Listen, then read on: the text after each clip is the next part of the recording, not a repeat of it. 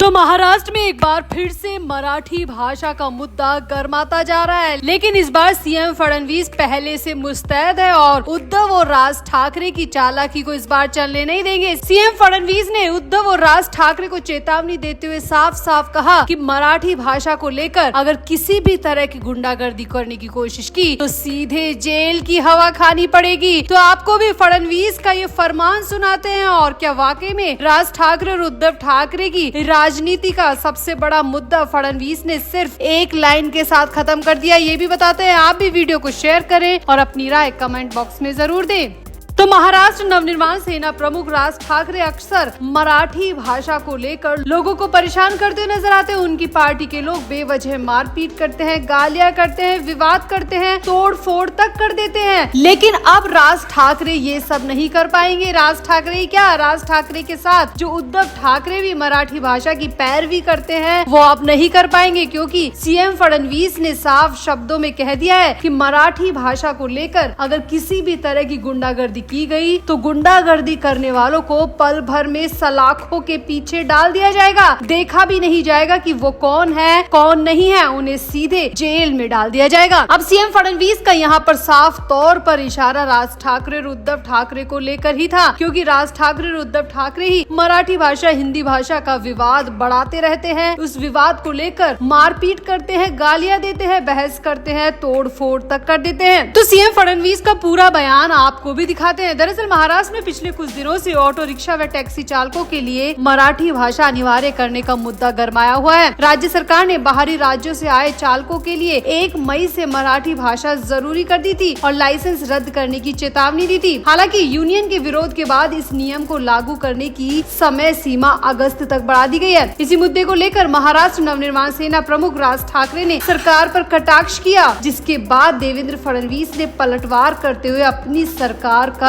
रुख सामने रखा। दरअसल महाराष्ट्र दिवस के मौके पर पत्रकारों से बात करते हुए सीएम फडणवीस ने कहा, अपनी मातृभाषा पर गर्व करना जरूरी है, लेकिन भाषा के आधार पर हिंसा या भेदभाव को कभी बर्दाश्त नहीं किया जा सकता। महाराष्ट्र की पहचान कभी संकुचित सोच वाली नहीं थी। महाराष्ट्र ने कभी भी ऐसी मानसिकता नहीं रखी कि प्रवासी या ना रहे और या कुछ अलग खास लोग ही रहे। छत्रपति शिवाजी ने भी यही संदेश दिया था। सीएम फडणवीस ने इसके आगे कहा कि राज्य सरकार ने जो भी नियम लागू किया था वो नियमों के तहत होना था, लेकिन इन नियमों की आड़ में अगर किसी ने भी मराठी भाषा को लेकर गुंडागर्दी करने की कोशिश की तो उसे सीधे तौर पर जेल डाल दिया जाएगा। सीएम फडणवीस ने राज्य सरकार के इस फैसले का बचाव करते हुए कहा कि हमने फिलहाल तारीख को आगे बढ़ा दिया है, क्योंकि यूनियंस इसका विरोध कर रही थी, लेकिन हम देख रहे हैं कि राज्य सरकार के इस फैसले की आड़ में कुछ लोग अपनी राजनीतिक रोटियां सेक रहे हैं। सीएम फडणवीस ने यहाँ पर नाम तो नहीं लिया, लेकिन कहा कि कुछ छोटी मोटी पार्टियों के सरताज एक बार फिर से मराठी मुद्दे पर अपनी राजनीति करने आ गए हैं। उन्हें मौका मिल गया है, लेकिन ये मौका अगर हिंसा में बदला तो हम बर्दाश्त नहीं करेंगे। फडणवीस ने साफ शब्दों में कहा कि मराठी एक सुंदर और सरल भाषा है, जिसे बिना किसी विवाद या मारपीट का सहारा लिए आसानी से सीखा जा सकता है, सिखाया जा सकता है, बोला जा सकता है। इसके लिए मारपीट या विवाद करने की जरूरत है ही नहीं। सीएम फडणवीस ने यहाँ पर यह भी कहा कि राज्य सरकार के फैसले की आड़ में अगर किसी ने भी ऑटो चालकों या रिक्शा चालकों के साथ मारपीट करने की कोशिश की, विवाद करने की कोशिश की या फिर उनका अपमान करने की कोशिश की तो राज्य सरकार इस भेदभाव को बर्दाश्त नहीं करेगी और ऐसा करने वालों के खिलाफ सख्त से सख्त एक्शन लिया जाएगा, और अगर मामला ज्यादा बढ़ता है तो जेल में भी डाला जा सकता है। तो कुल मिलाकर सीएम फडणवीस ने अपने एक बयान से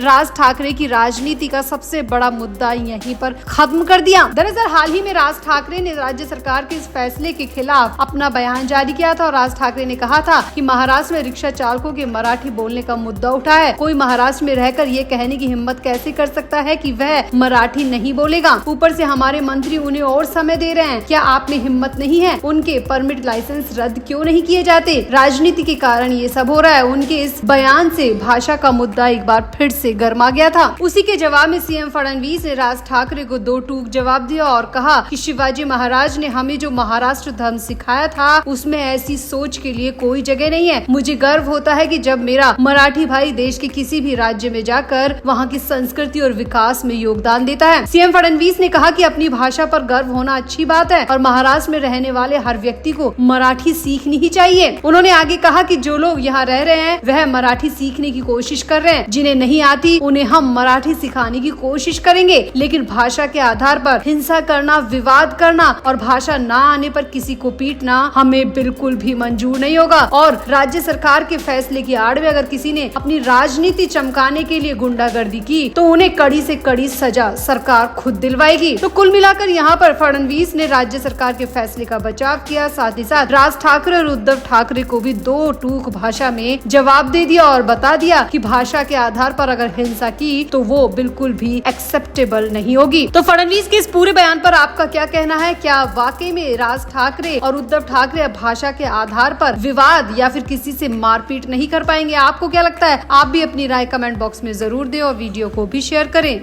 तो आम आदमी पार्टी के सांसदों के बीजेपी में शामिल होने के बाद सियासी माहौल काफी गर्म हो गया है। जहां विपक्ष इसे लोकतंत्र के लिए खतरा बता रहा है, वहीं बीजेपी इसे अपने बढ़ते प्रभाव का संकेत मान रही है। आने वाले दिनों में ये विवाद और गहराने की संभावना है, क्योंकि ये मामला केवल राजनीतिक नहीं बल्कि संवैधानिक और कानूनी पहलुओं से भी जुड़ा है। अब आम आदमी पार्टी के राज्यसभा सांसदों के भारतीय जनता पार्टी में शामिल होने के बाद राजनीतिक बयानबाजी भी तेज हो गई है। इसी बीच शिवसेना यूवीटी के राज्यसभा सांसद संजय राउत ने इस मामले पर तीखी प्रतिक्रिया देते हुए बीजेपी पर गंभीर आरोप लगाए हैं। प्रेस कॉन्फ्रेंस में बोलते हुए उन्होंने बीजेपी की तुलना महाभारत के राक्षस बकासुर से कर दी, साथ ही साथ बेशरम तक कह दिया। दरअसल संजय राउत ने बार बार बीजेपी का नाम लिया। यहाँ पर उनका बीजेपी से सीधा मतलब प्रधानमंत्री मोदी और अमित शाह था और राउत बार बार कहते रहे कि ये दोनों महाभारत के राक्षस बकासुर हैं, जिनकी भूख कभी खत्म नहीं होती।